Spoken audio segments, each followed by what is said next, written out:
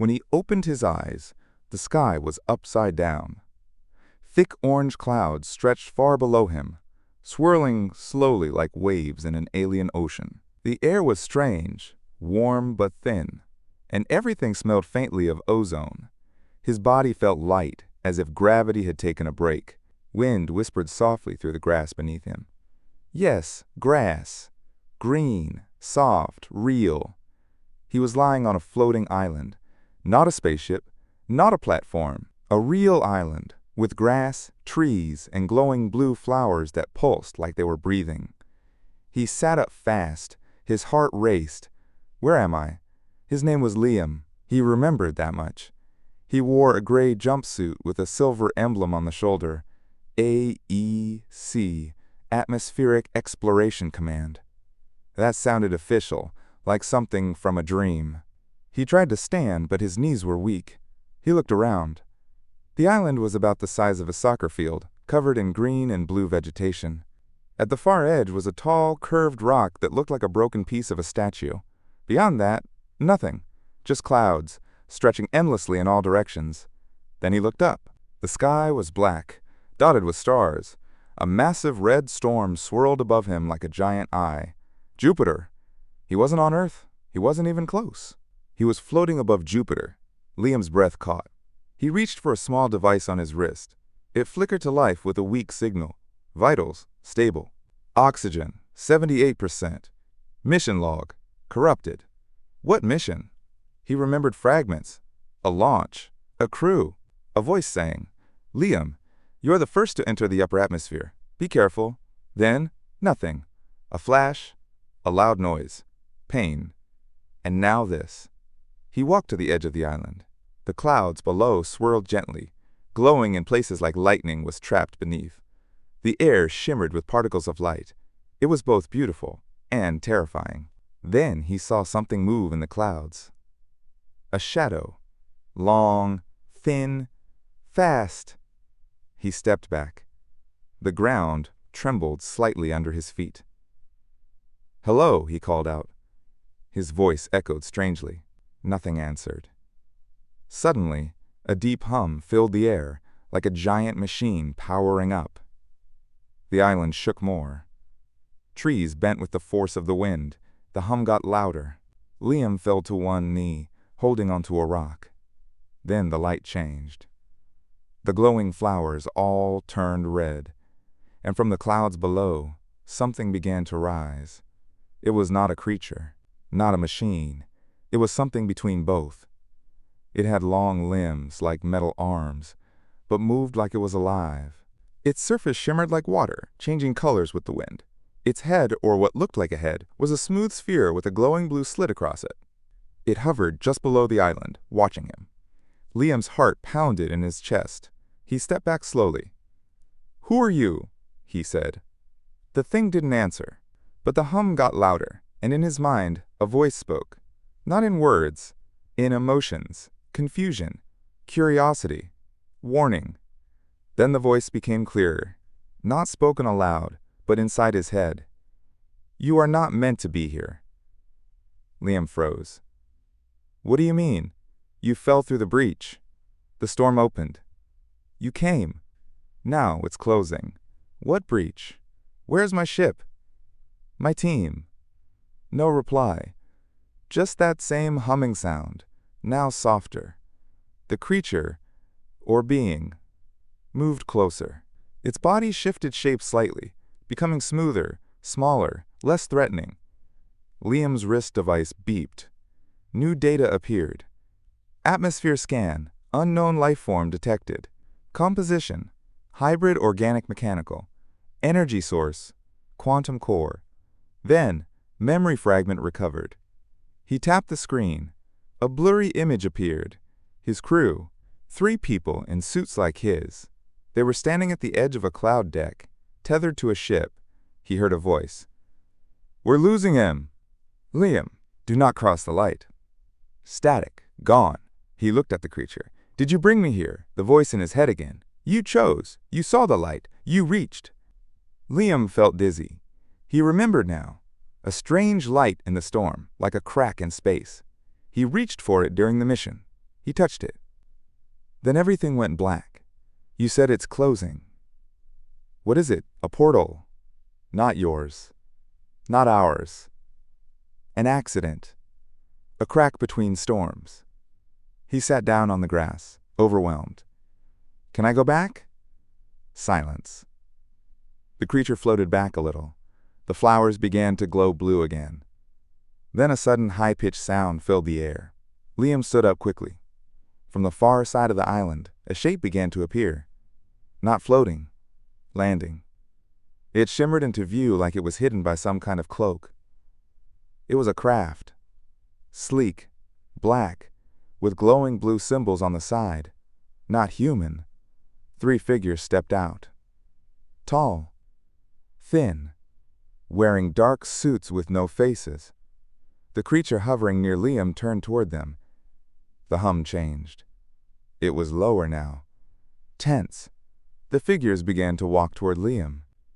One of them raised a hand and spoke in a voice that sounded like ice and metal. You do not belong. Come with us.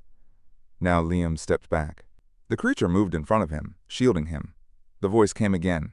Do not go. They are not what they seem. The wind picked up. The island shook. Liam stood frozen, caught between 3 beings from a craft that didn't belong to Earth, and another creature that spoke in feelings and light. He had a choice to make, and whatever he chose could change everything. Liam's hands trembled. The air was charged, like lightning was waiting to strike. The 3 tall figures stood silent, unmoving, faces hidden behind smooth black helmets. The creature beside him, part machine, part something else, hovered protectively. Again, the one in the middle spoke. Step forward, human. The breach is closing. We can return you to your kind. Liam's eyes locked with the glowing slit of his guardian's face. In his mind, he felt urgency. Pain. A question. Do you trust them? I don't know who to trust, Liam whispered. The sky above was shifting. The swirling storm high in Jupiter's atmosphere pulsed faster. The red eye that stared down on them began to turn darker, as if the planet itself was watching. Liam took a step forward. The figures didn't move. Then he looked back at the creature that saved him. Who are they? He asked aloud. In his mind came a flood of emotion, fear, anger, betrayal. They are collectors. They trap what doesn't belong. Are they human? Liam asked. No, not anymore. They wear the skin of explorers. They take what falls into the storm. Liam stared at the 3 tall figures. The suits looked like his, but older. Their design was different, outdated, like they were made decades ago. But they looked new, untouched by time. His mind raced. Were they once explorers like him, lost here? Changed. Why me? He asked. The creature hovered lower. The blue slit on its face glowed brighter. You were pulled in by the breach, a moment that wasn't supposed to happen. You opened it with thought, not machine. That is rare. That is dangerous. The wind howled now. The floating island began to drift slightly, turning slowly in the wind. The glowing flowers faded to purple. Liam's wrist device flashed red. Oxygen 62%. Storm intensity rising. The lead figure took a step closer. You will come with us. Or the storm will take you. Liam looked around, searching for options. There was nowhere to run. Nothing but sky below and Jupiter's crushing clouds. He had to choose. Can you protect me? He asked the creature beside him. The voice came back softly. Yes, but not for long. If you trust me, run. Now. Without another word, Liam turned and sprinted across the island. The moment he moved, the 3 dark figures raised their arms. Sharp beams of light burst from their wrists, like cords of energy, twisting through the air. The creature blocked 2 of them with its own limbs, which turned into glowing shields. One beam missed Liam by inches and slammed into a tree, which shattered into floating dust. Liam reached the edge of the island. Below was only sky. No path, no platform. But the creature came up beside him and extended a limb. Hold! Jump! Liam grabbed on tight. They leapt off the edge. For a second, Liam was weightless. falling. The clouds rushed toward him. Wind tore at his face. Then, suddenly, the creature's body changed again, spreading into a smooth glider, with Liam held tightly underneath. They soared down into Jupiter's atmosphere, away from the floating island. Behind them, the three dark figures watched from above. One of them raised a hand and tapped something on their arm. A red signal flared in the sky. Below, the clouds opened. A massive shape began to rise. Liam turned his head, just in time to see it. Some kind of ship, gigantic, black, hidden in the clouds until now. It looked like a manta ray crossed with a machine, with hundreds of glowing red lights along its surface. It was waking up. The creature carrying him twisted through the air, diving between cloud layers. Lightning cracked around them. The air became hotter. Pressure increased. Liam's device warned, "Danger, atmospheric collapse in 5 minutes." He shouted over the wind, "Where are we going?" The voice in his mind was strained now, flickering. To the core, to the heart of the breach. "It opened for you. It may open again. But how? How can I go back? You must remember. The moment you crossed. The thought you had." Liam closed his eyes, trying to recall. He remembered the mission. The descent into Jupiter. The strange readings. The light in the storm. He had seen something. No, felt something. A presence. Like a voice calling him. Not in fear. In wonder. He had reached for it. Not out of curiosity. Out of loneliness. He remembered now. He had felt completely alone, even with his crew, lost inside. And in that moment the breach had opened. "Is it emotion?" he asked. "Yes. Feeling shapes the breach. You opened a door with your heart. That is rare. Most who fall here are taken. Changed. They dove deeper. Below them, a new glow appeared. Not red, not yellow, blue. The storm clouds parted, revealing a sphere of soft blue light, pulsing like a heartbeat. Liam gasped. "What is that?" "The core. The memory of the breach. Can I go home through it?" "If you remember who you were. If you choose." Behind them, a screech echoed through the storm. The collectors had followed. 3 dark ships, sleek and sharp, dove through the sky. Red beams cut through the clouds. One shot struck the creature's wing. Liam screamed as they spun wildly. They were hit. They began to fall. Liam and the creature fell through the storm like a stone. Wind screamed past his ears. Sparks flew from the creature's damaged wing. One side of its body had turned dark and cracked, its smooth surface flickering with light. Liam held on tighter, his fingers slipping on its slick, metallic skin. Below, the blue core pulsed brighter. The creature turned its head slightly, the glowing slit in its face dim but focused. "We are close, hold on!" Another blast echoed above them. One of the black collector ships fired again. A red beam struck just behind, sending shockwaves through the sky. Clouds burst open from the force. The creature twisted in midair, using its good wing to glide toward the blue sphere. Liam's chest burned from the pressure. His vision blurred at the edges. His oxygen was running low. His wrist device blinked. Oxygen 44%. "We're not going to make it," Liam gasped. "Yes, you will." The voice in his mind was weaker now, slower. "But I may not." "No," Liam said. "I won't let you die. Your memory is the key. You must return what you took." "What did I take?" "Not a thing. A feeling. A piece of your world. You gave it shape here. I don't understand." The creature slowed, wings straining against gravity. The blue sphere was close now, just below, pulsing slowly, like a living heart. Then Liam saw something inside it, a shape, a copy of himself, standing inside the light. It was the moment he reached out. The exact moment he touched the breach. That version of him stood still, hands stretched forward, face full of wonder and sadness. The creature's voice filled his mind one last time. "To go back, you must become whole. You must accept who you are." Behind them, the collector ships drew closer. One of them locked on. A warning tone beat from Liam's wrist. Incoming projectile. Impact in 5 seconds. The creature wrapped its arms around Liam. "Go. Now." Remember the moment. Feel it. Then it released him. Liam screamed as he tumbled straight into the blue light. For a second, everything stopped. No sound, no air, just light, and a feeling like floating inside a memory. He stood in the middle of the breach, staring at himself. The version of him inside the core looked back. Same eyes, same uniform, Same pain. He stepped closer.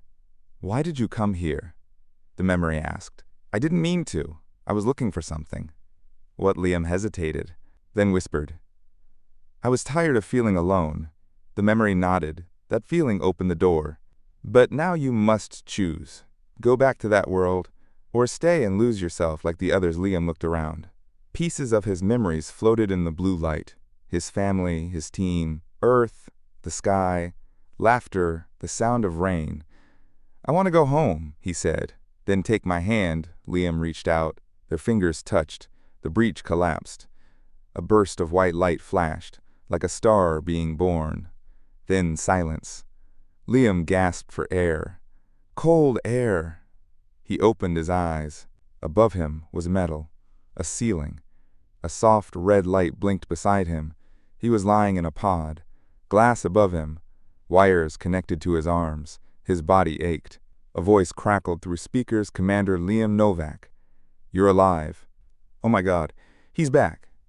A woman's voice, familiar. Liam turned his head. Through the glass, he saw a face. Maya, his co-pilot. Tears streamed down her cheeks. You've been gone 5 days, she said. We thought you were dead. Your pod vanished into the storm. Then the breach opened again, and there you were. Liam opened his mouth, but his throat was dry.